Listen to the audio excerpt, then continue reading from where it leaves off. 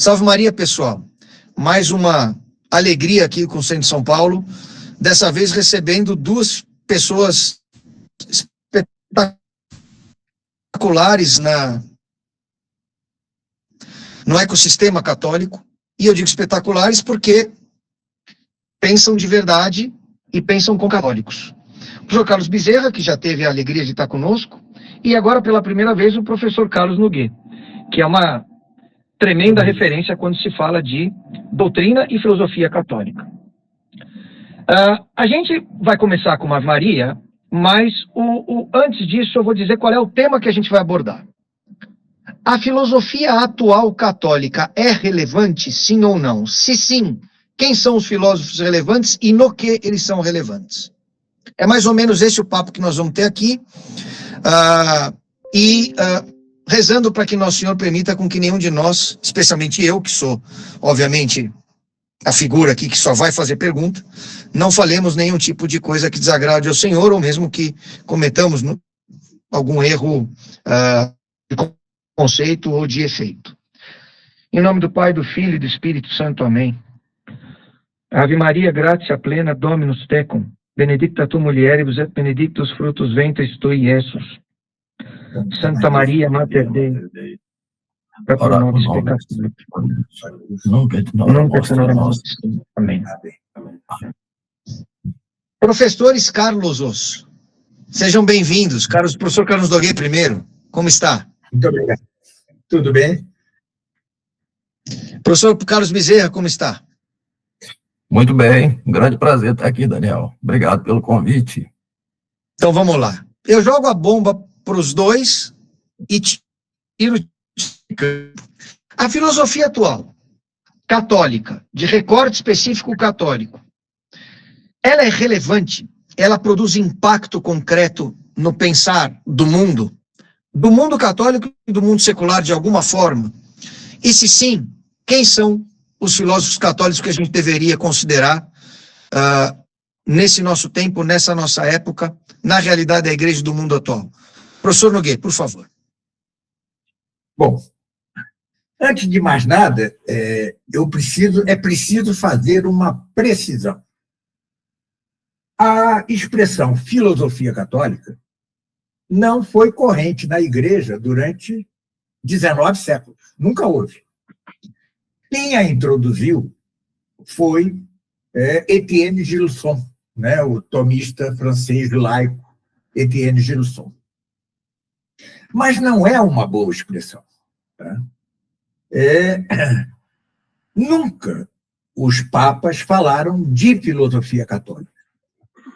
A igreja, a partir de Pio IX, de Leão XIII, adotou a filosofia tomista, né?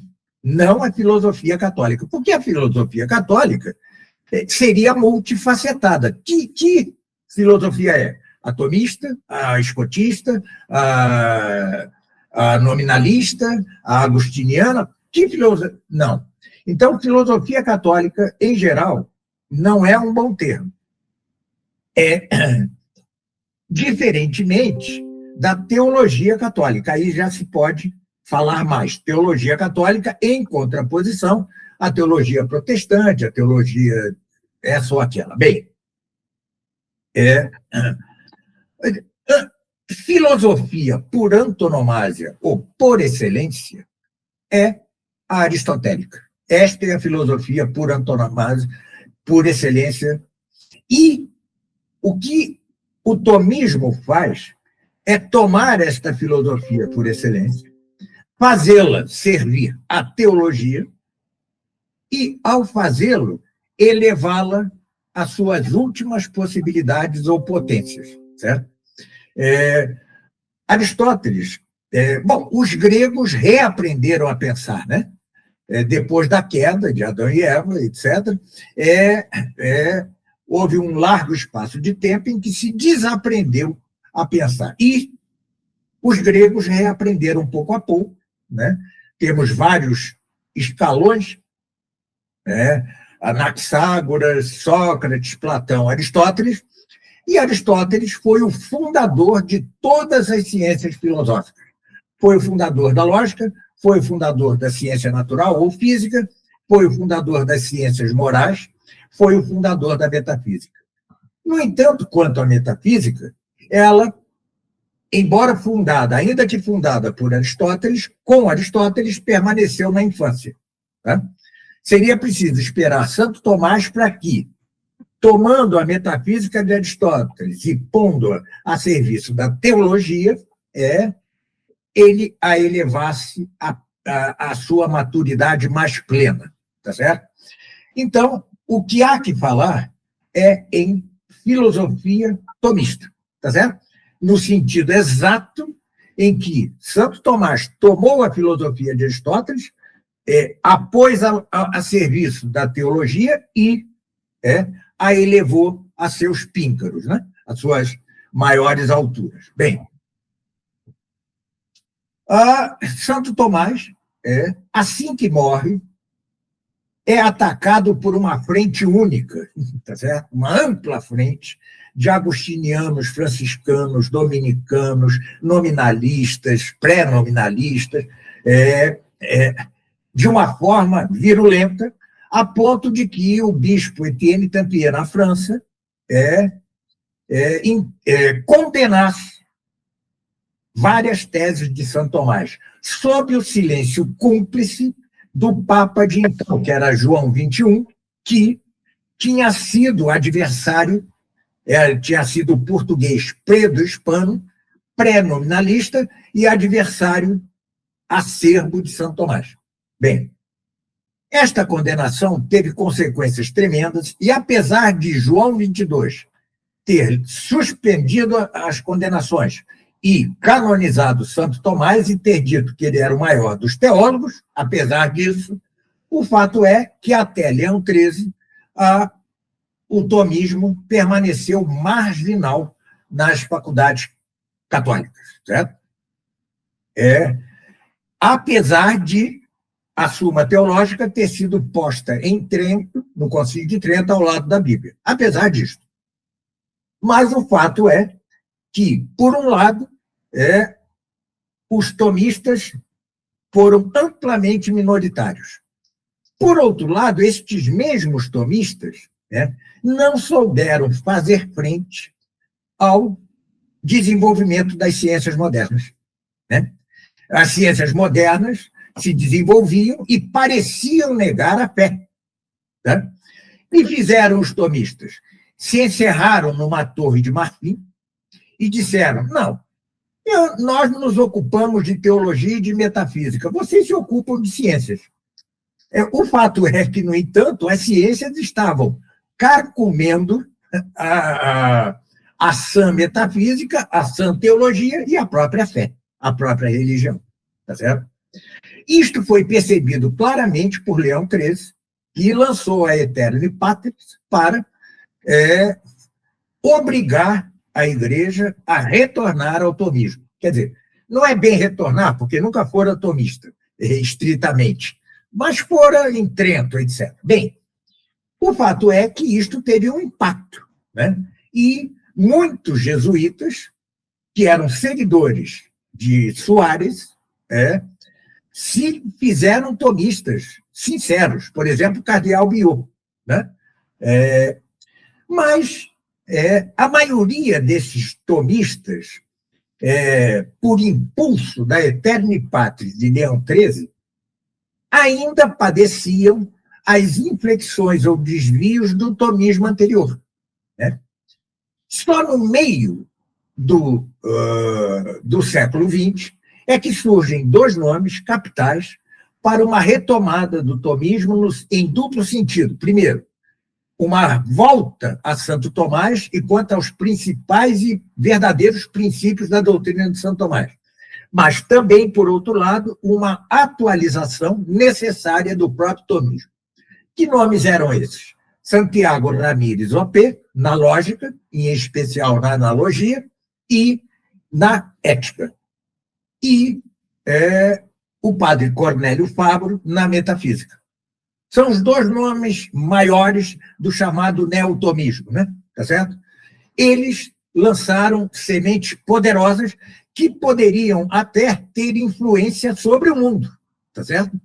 Mas, todos sabemos, veio a ducha de água fria, que foi o Vaticano II. O Vaticano II fez retroceder todo esse processo de avanço que vinha de Leão XIII, tá? E que atingia seu ápice com Santiago Ramírez e Cornélio Fabro.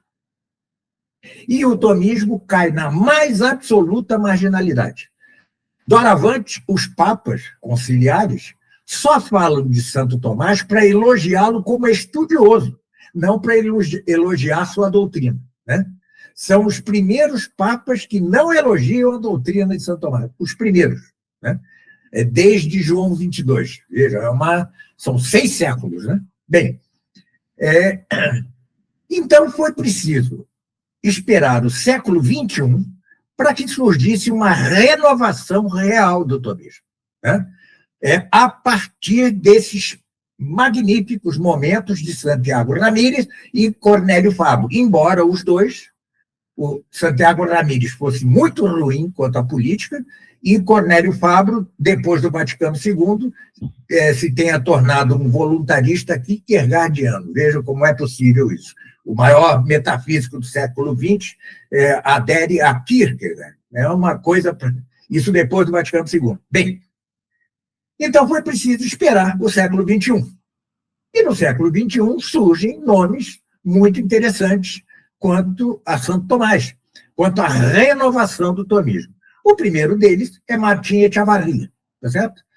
Na psicologia. Eu tenho muitas divergências com Martim Echevarria, mas o fato aliás, dizem que ele é Opus Dei, mas não é o Opus Dei. Eu tenho testemunho firme de que ele não se dá bem com o Opus Dei. Bom, o fato é que ele renovou a psicologia, tá certo? Ele renovou, ele lançou um novo olhar com uma crítica profunda da psicologia desde Freud, etc. Tá certo? Então, no campo da psicologia, temos, no século XXI, a Martim Echevarria, seguindo seu mestre, que era um padre cujo nome esqueço, que já havia começado um bom trabalho. Bem, por outro lado, o ápice do tomismo no século XXI, e, para mim, de todo o tomismo, que é o padre argentino Álvaro Calderón, tá? Da Fraternidade. Ele tem um background imenso para fazer uma das coisas que eram mais necessárias no tomismo, que é assimilar as descobertas da ciência moderna e explicá-las segundo Santo Tomás. Ele é engenheiro nuclear. Bom, isto lhe dá um background impressionante, tá certo? E ele dá uma renovada exponencial na física, tá certo? Exponencial na física. Eu sou um estrito discípulo dele nas ciências naturais, estrito, tá? Eu repito, vocês vão ao meu canal do YouTube, está cheio de vídeos meus sobre ciência natural. Todos eles, ou quase todos, baseados em Calderón, tá certo? Além do mais, é Calderón quem realmente compreende de forma cabal a metafísica de Santo Tomás, né? É ele quem o faz, em especial no livro El Orden Sobrenatural. Além do mais, e talvez seja seu maior contributo, ele realmente retorna à doutrina política de Santo Tomás, essa de que estávamos falando aqui antes. Tá certo? A maior parte de seus livros é política, tá certo? Então, Calderón é, para mim, o maior dos tomistas, não do século XXI, de todos os tempos. Muitos riem de mim, mas porque as pessoas não conseguem ver diante de si um gigante. Mas nós temos um gigante diante de nós que se chama Álvaro Calderón. No plano da biologia, vejam como é a história é engraçadíssima, né? Quem realmente contribuiu para a retomada de um tomismo vigoroso foi um padre modernista, o padre Luiz Carlos Lodge, tá certo? Vejam que curioso, eu tenho muito boas relações com ele, embora essas relações boas só se deem porque nós não discutimos religião, nem crise, nem nada. A gente só discute, a gente só conversa sobre biologia, sobre a alma, o momento da infusão da alma, etc. E ele tem um livreto repleto de coisas modernistas, mas quanto ao central maravilhoso, que se chama A Alma do Embrião Humano, que foi lançada pelo CDB, tá certo? A Alma do Embrião Humano. É um livro que todos devem ler, tá? Apesar de ele ali mostrar, ele cita João Paulo II, cita esse, cita aquele, claro, ele é um modernista. Mas, quanto à biologia, ele deu um salto enorme. Olha que coisa. No Brasil, hein? No Brasil.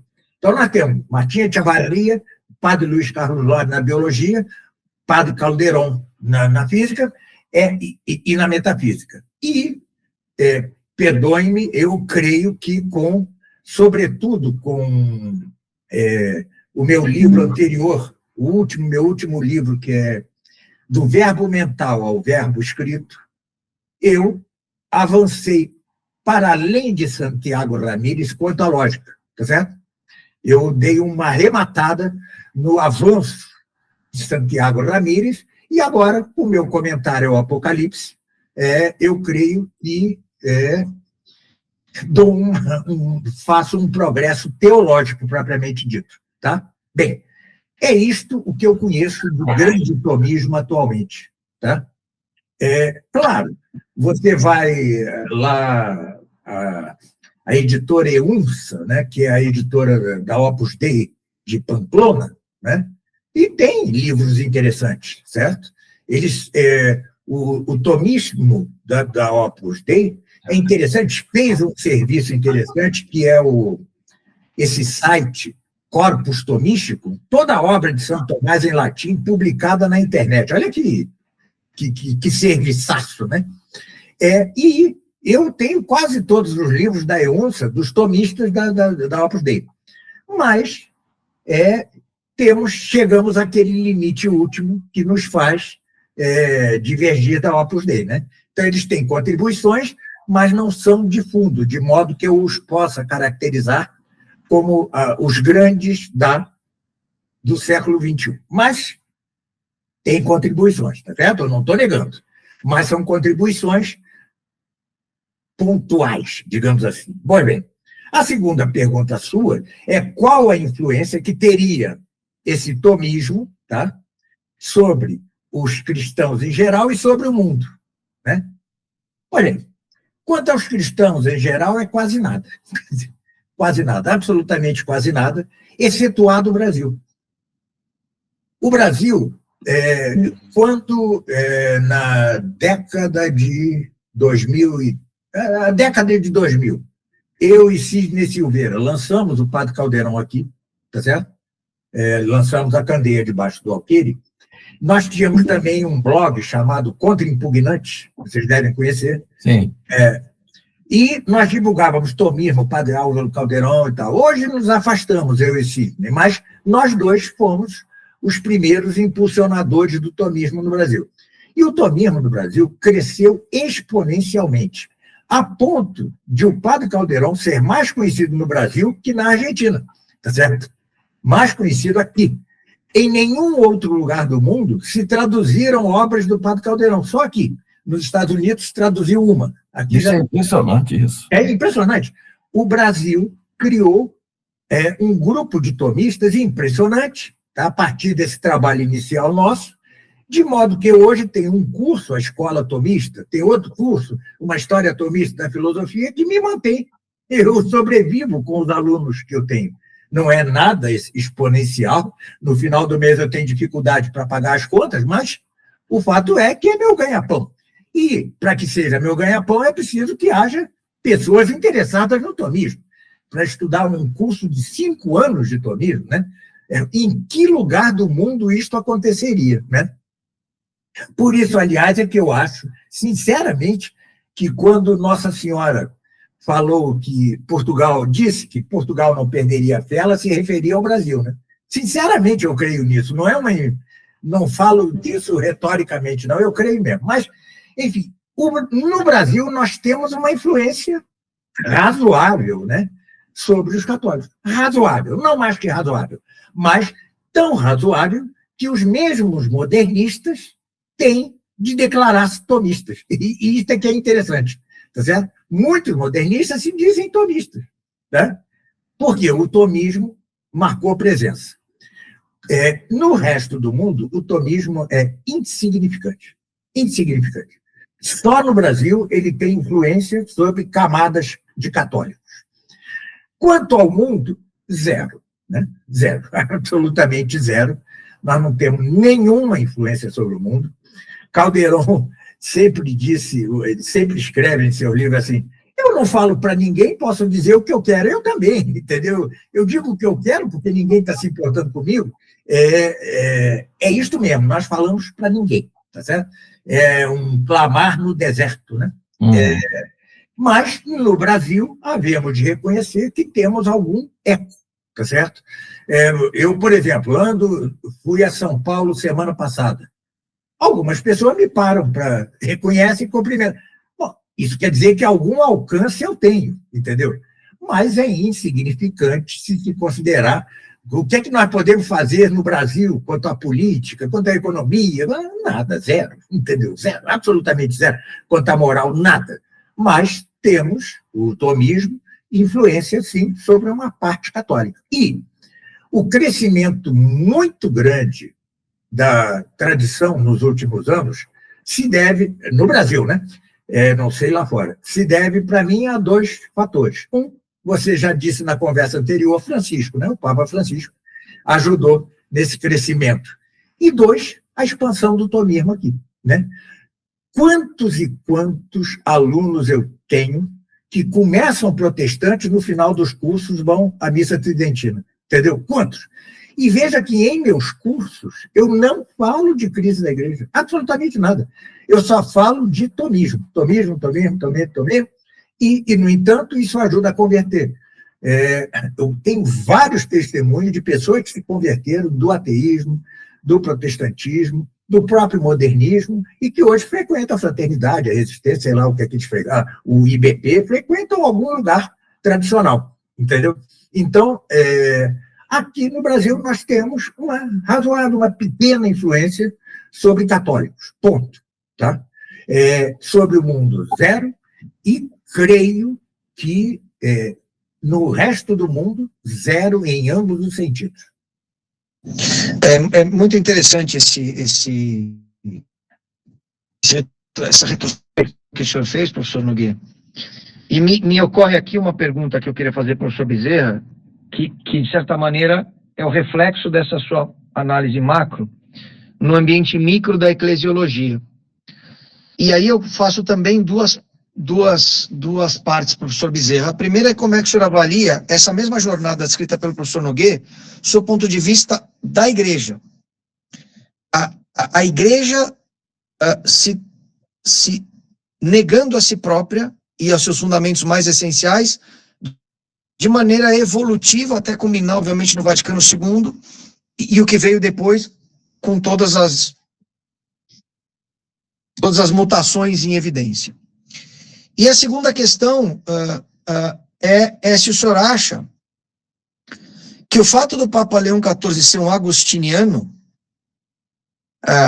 eu não sei de que jeito ele é agostiniano, mas presumindo que ele seja um agostiniano raiz, é muito interessante lembrar que a Ordem de Santo Agostinho, ela não foi fundada por Santo Agostinho, foi fundada 800 anos depois, 700 anos depois, quer dizer, então, se ele é um agostiniano, o fato de ser agostiniano ajuda ou naquela falsa dicotomia entre São Tomás e Santo Agostinho, atrapalha esse reflorescimento tomista que o professor Nogueira, de certa maneira, muito bem delineou. Bom, Daniel, eu gostaria de fazer uma pequena digressão para falar um pouquinho da história que envolve isso tudo. O professor Nogueira brilhantemente fez, né, todo um apanhado histórico do desenvolvimento da filosofia até chegar no seu apogeu com Aristóteles e finalmente chegar a Santo Tomás, e a partir daí um processo, né, de enfraquecimento, até culminar, infelizmente, no Vaticano II. Mas é interessante primeiro pensar no seguinte, né? A queda do homem provocou, como consequência, né, duas feridas, além do pecado original, mas duas feridas graves na inteligência do homem. A primeira foi a desconexão ou a perda total da sua capacidade de compreender as coisas da ciência, das ciências, a questão teológica. E depois, mesmo com relação à ciência natural, o pecado original também deixou uma deficiência. Então, o homem conhecia a ciência natural, mas de forma ainda deficitária. E a Sagrada Escritura demonstra para nós, que depois do dilúvio, a descendência de Noé, os 3 filhos de Noé, Cã, Jafé e Sem, nós vamos ter aí 2 desses filhos caminhando para tentar sanar essas 2 feridas na inteligência. Então, você tem Sem, que vai ser portador da revelação divina, e dessa maneira vai preservar a verdadeira religião. E ao passo que você vai ter Jafé e a descendência de Jafé trabalhando na reconstrução daquilo que o professor Nogueira falou, essa perda da inteligência que o homem teve com relação às ciências naturais. E isso, obviamente, vai culminar nos gregos. E isso responde perfeitamente bem também, porque é que não se pode falar de filosofia propriamente dita fora da Grécia, porque, evidentemente, nós vamos ter uma mistura dessa busca das ciências naturais com elementos gnósticos do paganismo. Os gregos vão dar um salto nisso, e vão, de fato, buscando, porque a filosofia parte, de fato, de uma busca pelo primeiro princípio. É uma busca de Deus o que eles estão fazendo. Desde o princípio, os filósofos pré-socráticos estão fazendo esse esforço. E vão ter grandes progressos com Sócrates e, finalmente, com Aristóteles. Agora, e por que é que Aristóteles não dá aquele passo maior, além da metafísica, para chegar na sagrada teologia? Obviamente, porque não tinha os dados da revelação que tinham os descendentes de Sem, o povo hebreu, mais tarde os israelitas e depois o povo judeu. Isso vai se consumar definitivamente com o nosso Senhor Jesus Cristo, quando o nosso Senhor Jesus Cristo faz a revelação final, e a partir daí sim nós vamos ter os dados da revelação que vão purificar aquela filosofia que os gregos conseguiram elevar até a metafísica. E aí sim nós vamos ter um processo de cristianização do Império Romano, e aí você vai ter finalmente esse amadurecimento da inteligência humana até chegar na Sagrada Teologia. E a culminância disso é exatamente com Santo Tomás. Santo Tomás é que vai finalmente... Eu estou contando isso daqui, fazendo essa digressão, para dizer que a filosofia, ela, diferentemente do que se pensa, não é um processo inacabado, e que tende a evoluir geração para geração. Isso daí é o que dá a filosofia moderna.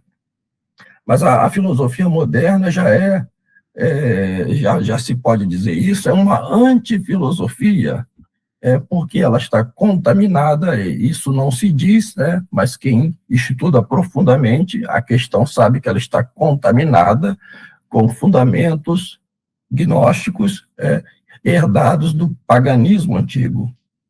Isso você pode ver muito claramente no livro do padre Julio Benvielli, da Cabala ao progressismo, onde ele vai fazendo esse desenvolvimento da filosofia moderna.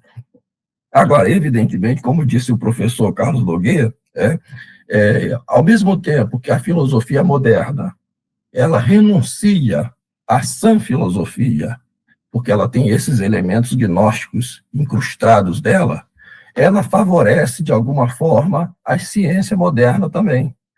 E nesse ponto é que os teólogos da igreja, ao renunciarem a Santo Tomás, eles vão permitir brechas na estrutura da igreja que não deveriam ter permitido.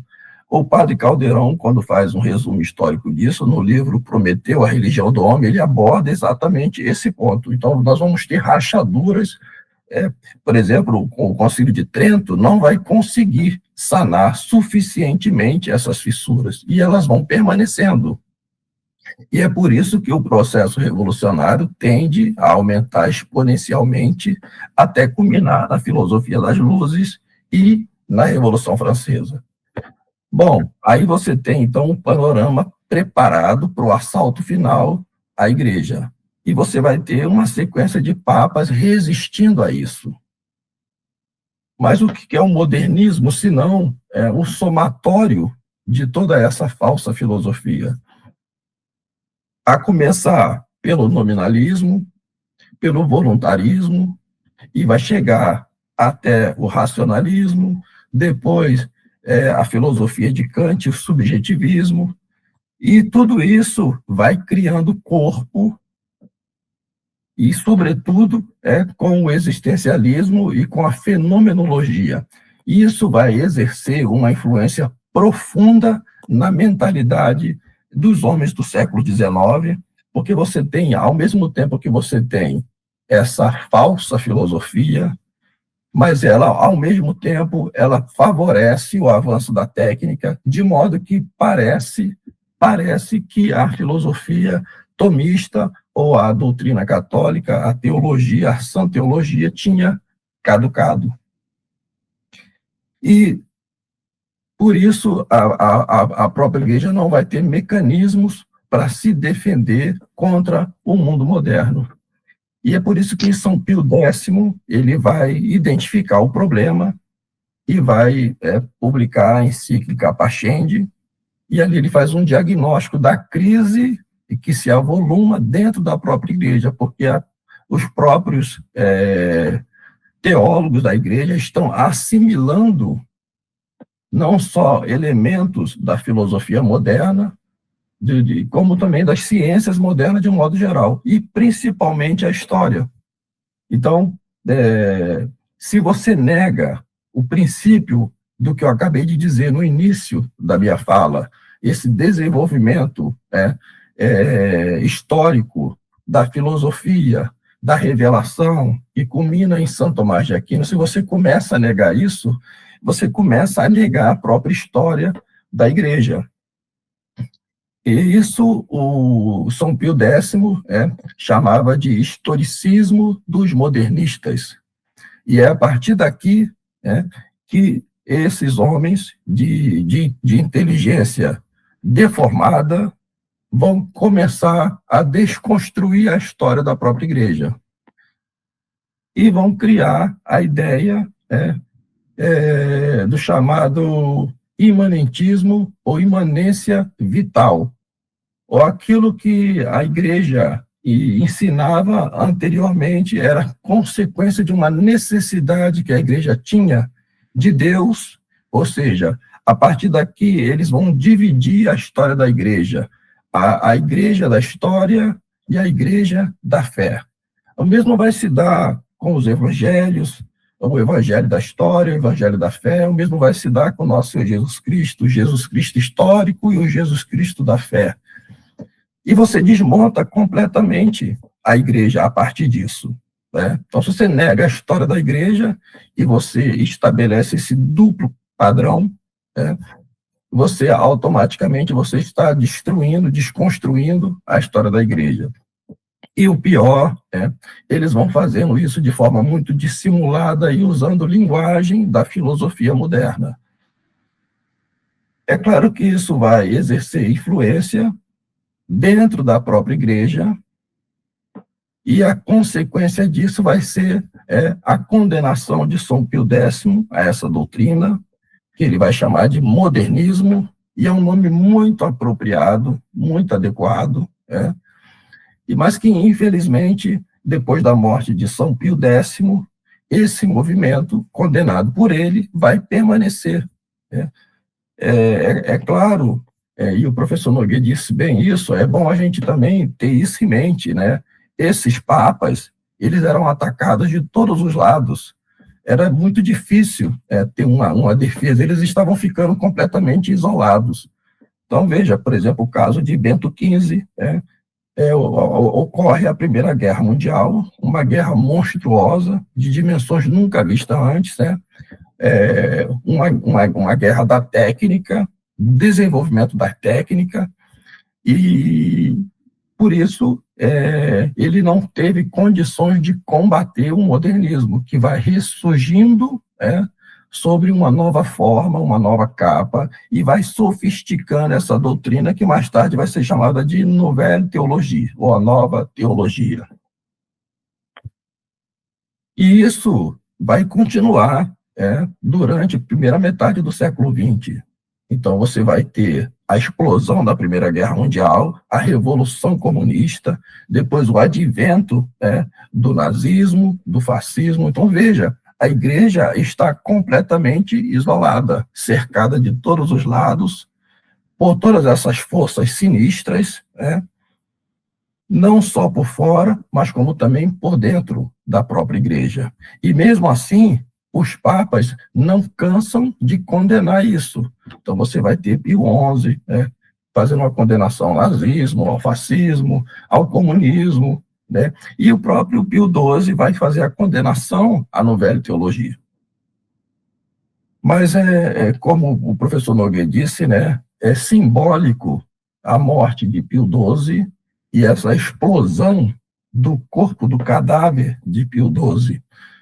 De certa forma, isso é uma maneira de demonstrar que o mal que havia dentro da igreja realmente queria, de alguma forma, sair, explodir. E aí você chega ao Concílio Vaticano II.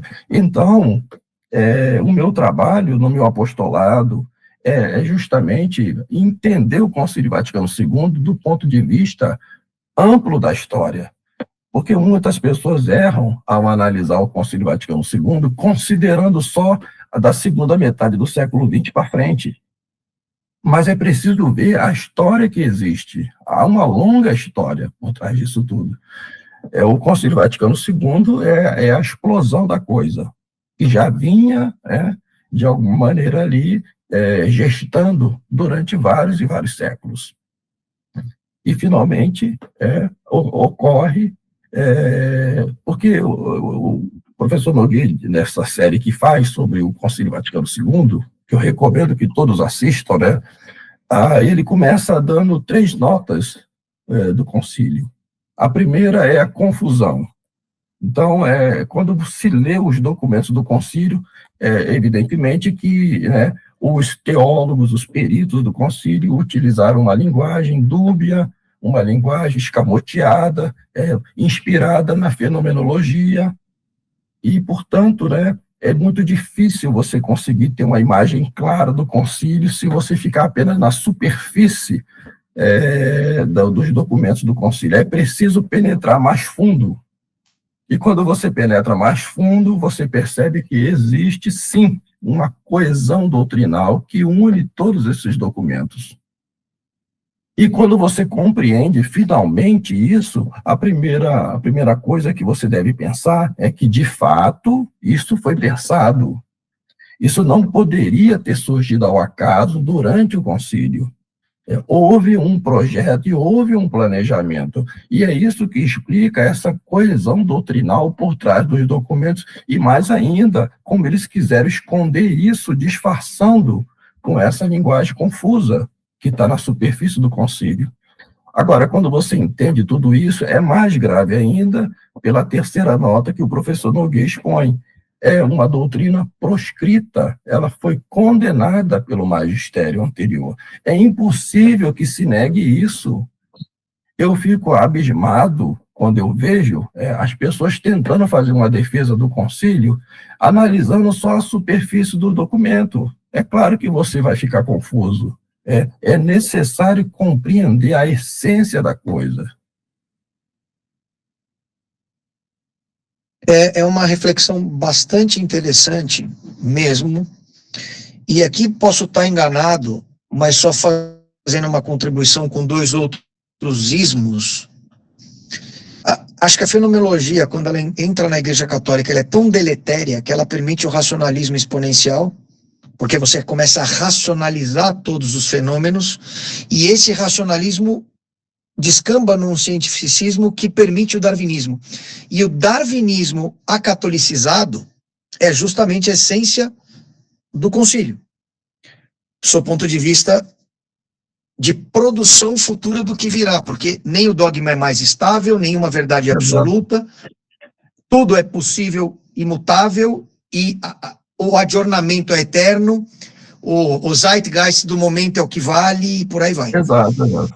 E aí, Daniel, a gente chega na segunda pergunta que você faz sobre o novo Papa, o Papa Leão XIV. E por que isso é importante?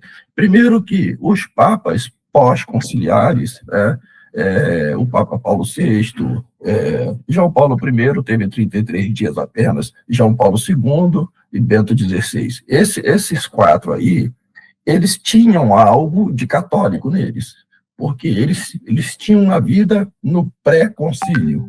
Eles viveram o concílio e passaram a assumir a doutrina estabelecida pelo concílio.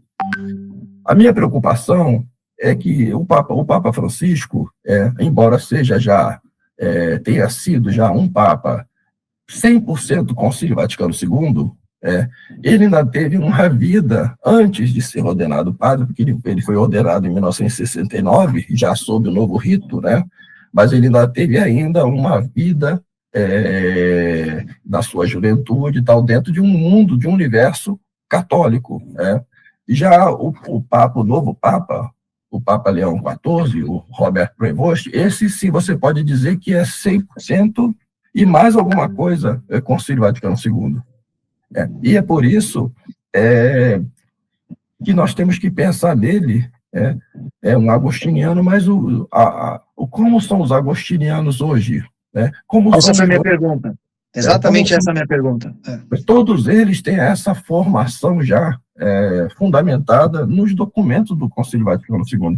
Porque, veja, se o Concílio Vaticano II ele foi planejado secretamente, ocultamente, isto fica evidente porque eles têm um corpo doutrinal sólido, e que o padre Caldeirão chama de a religião do homem. Não só isso, eles agiram assim durante o concílio, mas eles já tinham preparado um Estado dentro do Estado para impor imediatamente após o concílio, e foi o que se deu.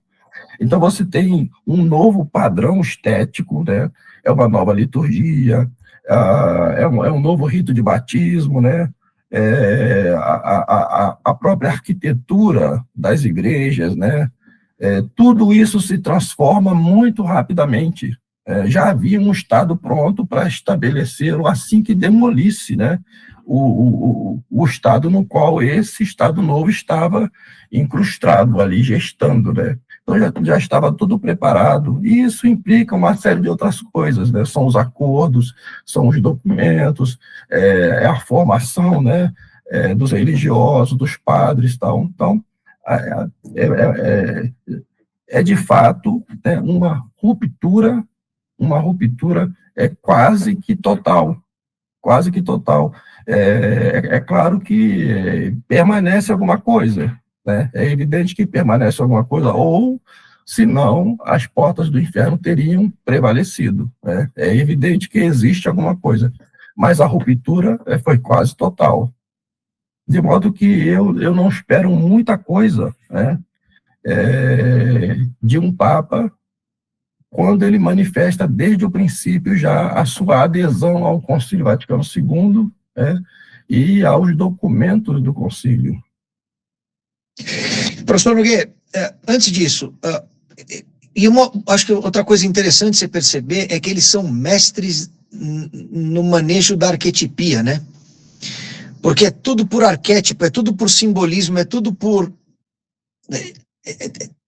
contraposição de figuras, enfim, e as pessoas vão se perdendo. É muito difícil mesmo você chegar nessa raiz intencional e na consistência entre essas diversas. E aí, professor Nogueira, olhando para esse cenário, já com o novo Papa, quais são os 3, 4 pilares da filosofia tomista? E achei fundamental o seu ponto de correção em relação à palavra católico. Católico não devia ser um adjetivo nunca, Porque se é ontológico não pode ser adjetivo, Mas o empresário católico, não, católico empresário, O empresário que é acidente, Enfim. Mas pensando alto aqui, Quais são os 3 ou 4 pilares da filosofia tomista que são mais importantes para o momento atual da igreja e do mundo, que deveriam, se o senhor pudesse fazer um decreto, jovens, aprendam esses 4 pilares, 3, 4, quais seriam esses pilares? Bom, eu sempre digo, é uma coisa que eu inventei e repito, que o tomismo não salvará o mundo, mas sem o tomismo o mundo não se salva. Tá? Ou seja, ele por si é incapaz de salvar qualquer coisa, mas sem ele tampouco nada se salva. Bem, antes de tudo, é a doutrina que não é só de Santo Tomás, porque, veja, você me pergunta os pilares do tomismo. São os mesmos pilares do magistério da igreja. Os mesmos. E começamos pelo central, que, para mim, foi o central do Vaticano II. O central do Vaticano II, para mim, se é que se pode achar um centro ali, é o destronamento de Cristo. Tá certo? Para mim, esse é o central.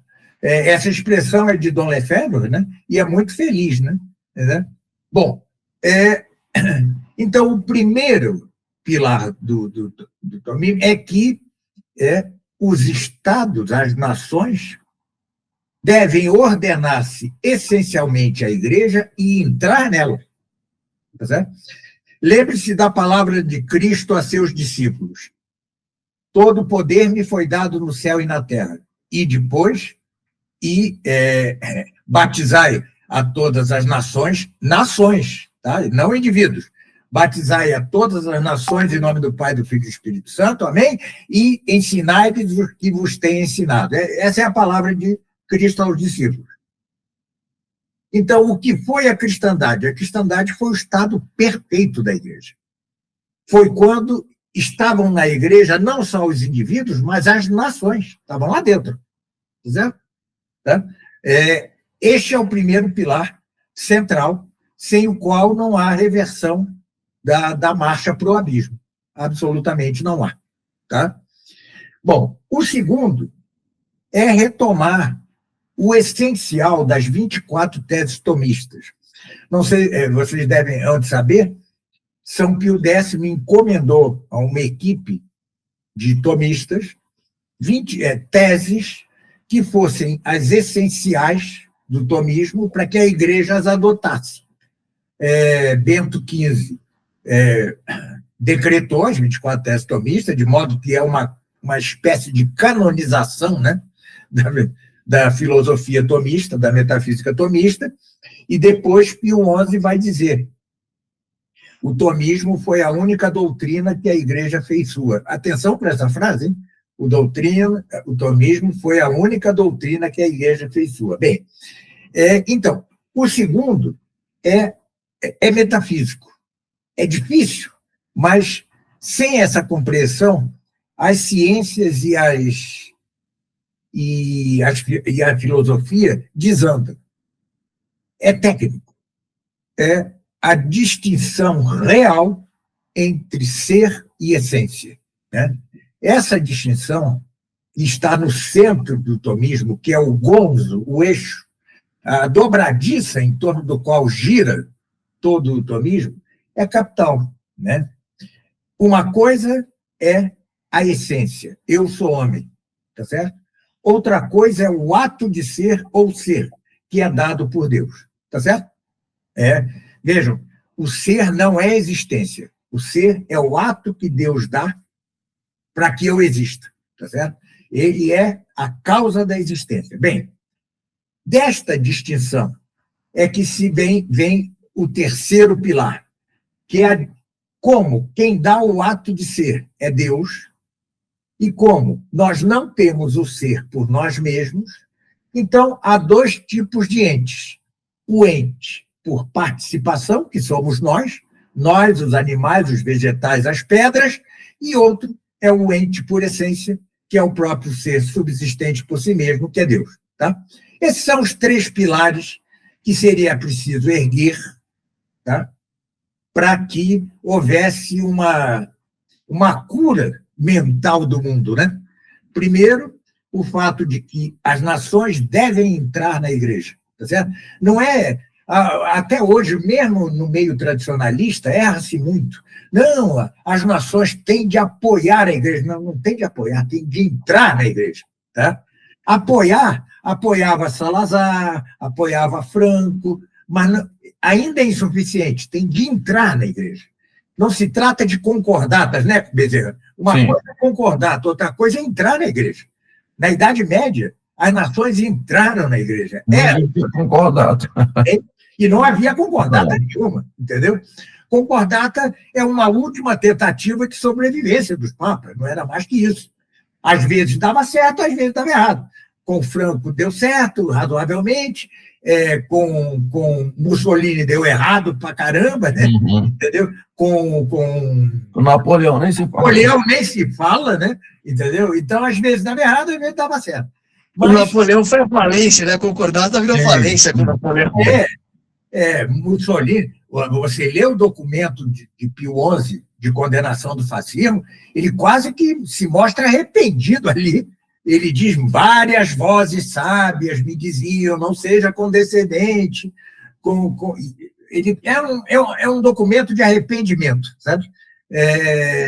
De ter feito a concordata com Mussolini. Bem, então, as nações têm de ser parte da igreja. Parte. Por quê? Porque o fim último do homem é um para todos e sempre. É Deus mesmo e a salvação das almas. Ponto. E isso tanto para a igreja, como para o Estado, como para o indivíduo. Santo Tomás dizia no Do Reino, no livro do Reino, ele diz: o fim da multidão é o mesmo fim de cada indivíduo que compõe a multidão. Logo, o fim da sociedade é o mesmo fim do indivíduo, e o fim do indivíduo é Deus e a salvação da alma. Logo, o fim da sociedade também o é. Bem, isto faz com que as nações tenham de entrar na igreja. Primeiro ponto. Segundo, metafisicamente falando, 2 pontos. Primeiro, a distinção real entre essência e ato de ser. E a culminação da metafísica, que é a distinção entre ente por essência, Deus, e ente por participação, as criaturas. Ótima explicação, professor. E me vem aí, professor Bezerra, a questão da educacional, porque esse tipo de ensinamento ele precisa vir pela igreja e pelo Estado, ou pelas famílias. Quer dizer, o processo educacional, em geral, tem 3 fontes, né? Além da autoeducação, que acontece em algum momento mais longe, você tem as famílias, em primeira instância, muito mal formadas. A igreja ensinando, em geral, o nada ou o erro. O nada é papai do céu, é bonzinho, ok, mas é isso. E o erro é todo o resto que vem a partir daí. E o terceiro é o Estado. E quando eu coloco o Estado, eu também trago a sociedade com as instituições privadas, ensinando, obviamente, um processo educacional anticatólico, que já é pós-maçônico, quer dizer, não é nem mais maçônico, é pós-maçônico. Concordo. Porque nem a maçonaria conseguiu acompanhar. Ela pode ter sido a causa primeira de muitas das distorções intelectuais, mas ela não conseguiu acompanhar o efeito do que ela produziu. A derivada terceira já não é mais maçônica, né? E aí me vem um racional desse processo de resgate de alguns desses pilares, não ter fonte suficiente, não ter um agente causador capaz de promover um resgate. Porque eu costumo dizer que o católico não é aquele que busca a verdade, porque a verdade já foi revelada, você não busca o que foi te dado. Você é obrigado a conhecê-la, é outra coisa. Não é buscar, é se apropriar e conhecer, é outro movimento. Não é um movimento de busca incessante pela próxima nova verdade. É a apropriação da verdade revelada e o aprofundamento nela mesma. Porque a verdade, ela não está. Então, é um aprofundamento nela mesma. Como a gente vive numa sociedade pós-maçônica, emborrecida ao extremo, superficial, totalmente instantânea, hiperconectada, onde é que a gente consegue encontrar um caminho, professor, para que as pessoas possam se interessar por entender essas proposições que eu entendo fundamentais do professor Nogueira, mas que são exatamente o núcleo duro, quer dizer, tem muita coisa a partir daí, mas você precisa instalar um primeiro núcleo duro. E aí, fazendo distinção na sua resposta, professor, tanto no mundo secular quanto dentro da igreja. Porque os próprios padres hoje tem um processo de desformação exponencial. Quanto mais eles estudam, piores eles ficam. Né? Você vai aprofundando o erro no erro no erro. Ontem eu vi uma notícia de que estava querendo, tinha uma ação objetiva para buscar canonizar Maurice Blondel. Bom, se a gente vai canonizar o Blondel, então Kierkegaard, traz Teilhard de Chardin, pode canonizar todo mundo de uma vez, Karl Rahner, porque o Blondel, ele é o falso bom, porque tem a embalagem parece ok, e os elementos internos são tão subversivos, né?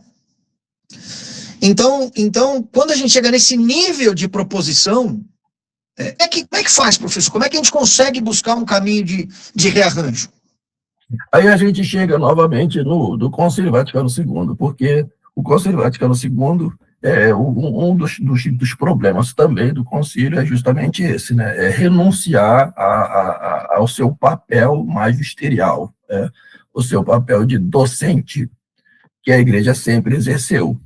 Então, a igreja sempre exerceu o seu papel magisterial. É a igreja que ensina, é a igreja que tem essa função de ensinar. Bom, com o advento do protestantismo, veio, né, a primeira pancada na igreja. E, embora a igreja tenha se fortalecido na Contra-Reforma, com o Concílio de Trento e, sobretudo, né, com a Ordem dos Jesuítas, que assumiu esse caráter pedagógico da igreja, ao mesmo tempo você vai ter o início de um processo dentro do protestantismo que vai desaguar na pedagogia do século XIX. Esse processo começa com Jan Amos Comenius, que era um protestante ali da região, onde hoje é Tchecoslováquia, se não me engano. Isso mesmo, isso. Isso, né? E ele que vai propor um sistema de ensino universalista, porque a igreja sempre respeitou as diferenças. Nem todos nasceram para ter saber pleno das artes liberais. Alguns estão mais ligados às artes manuais, aos ofícios, né? Por isso você tinha as corporações de ofício, que não era uma coisa inferior, né, dentro da sociedade, mas era uma coisa que estava harmoniosa, né, com o ensino intelectivo. Porque a igreja compreendia isso, né, essas diferenças. O Comenius, ele propõe uma universalização do saber, e ao fazer isso, ele nivela por baixo. Então, todo mundo tem que saber tudo, mas como nem todo mundo é capaz de saber tudo, então você vai diminuindo o nível de exigência até chegar, né, num patamar no qual todos conhecem alguma coisa, mas não são capazes de compreender as coisas realmente como elas são. E aí você tem um processo de decadência. Não é por acaso que o Comenius, né, é o patrono da Unesco. Não sabe, é mesmo, hein? O patrono da Unesco, o próprio Paulo Freire, né, foi condecorado com a medalha Comenius. Então ele é o pai da pedagogia moderna. Não sabia. E é isso que vai predominar na Revolução Francesa. Então, né, é claro que a maçonaria, por ser deísta, por ser contra a revelação, por ser contra o pecado original, né, ser naturalista, humanista, né, ela vai defender o igualitarismo proposto pelo Comenius. E isso vai triunfar nos liceus napoleônicos. E a partir daí você vai ter uma difusão dessas ideias e que, infelizmente, elas vão adentrar a própria igreja, no próprio Concílio Vaticano II, porque a noção magisterial do Concílio Vaticano II, por ser democrática, ela também esbarra nesse mesmo problema da universalização do saber de Comenius. Então, veja que o problema é tão grave e ele vai sempre esbarrar no próprio concílio, porque uma das coisas mais graves que o concílio fez foi renunciar à sua capacidade magisterial de mestra, e ao fazer isso, ela, de certa maneira, né, ela assume que esse papel deve ser feito por uma outra entidade internacionalista, né, porque a igreja, por excelência, é internacionalista, ela é católica por ser internacionalista, né, é a mesma fé para todos os povos. E a igreja, a hierarquia da igreja, ao renunciar a isso, é por isso que o símbolo, né, desse movimento foi feito pelo próprio Paulo VI ao visitar a ONU. Então, porque a ONU, Unesco, essas entidades, elas estão trabalhando concomitantemente. Então, é um grande desastre da pedagogia moderna hoje, né? É a pedagogia de Comênios, a raiz é essa. E é interessante demais isso que o senhor contou, eu não sabia dessa história, eu já tinha ouvido o nome do Comênios, mas não tinha associado a essa dinâmica. E uma coisa que me ocorre aqui é os instrumentos instalados para a propagação desse modelo, eles são absolutamente dominantes. Em vários níveis, inclusive constitucionais, quer dizer. Então, nós somos reféns mesmo de todo esse processo. É por isso, Daniel, que o Papa, eu não sei se foi Pio XI que fez aquela encíclica, né, sobre a educação, sobre pedagogia. Acho que foi Pio XI. Pio XI. Isso. E ele vai identificar, né, esses três tipos de sociedade: as sociedades perfeitas, a igreja, o Estado, né, e a sociedade imperfeita, que é a família. A educação é um atributo das sociedades perfeitas, é um atributo da igreja e do Estado. Agora, o Estado, como o professor Doug disse, ele tem que estar dentro da igreja para favorecer o sistema educacional e não separado da igreja. Então, quando você tem essa laicização, essa separação da igreja e do Estado promovido pelos ideais da Revolução Francesa, né, você dá ao Estado uma autonomia e o Estado maçônico, ele vai incorporar a pedagogia universalista de Comênios, e a partir daqui a igreja vai perdendo a sua influência, né, no sistema educacional. Agora, o que é ainda pior nisso tudo é que, na essência do sistema pedagógico moderno, nós temos muito diagnóstico.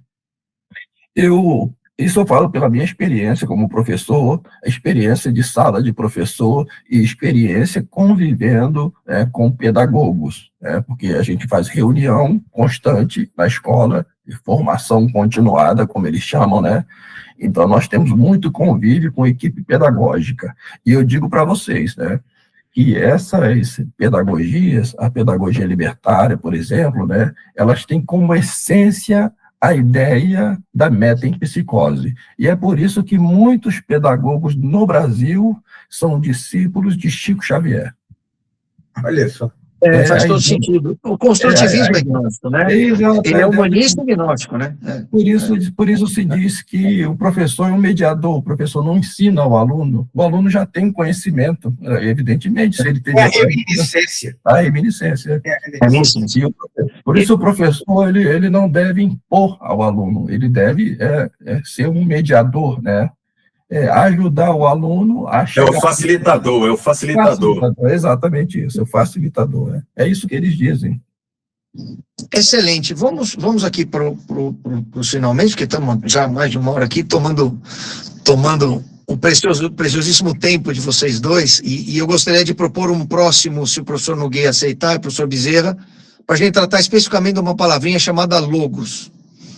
Sim. Porque eu acho que tem muita coisa nessa palavra e ela transfere e traduz muito do que Nosso Senhor e fez, né? Ela é muito mal interpretada, acho que o Vaticano II rouba o conceito de São Justino de semente do verbo e a partir daí distorce toda a teologia católica histórica. Então, se os senhores aceitarem, eu faço esse convite. Eu só lhe peço que seja mês que vem. Passamos assim.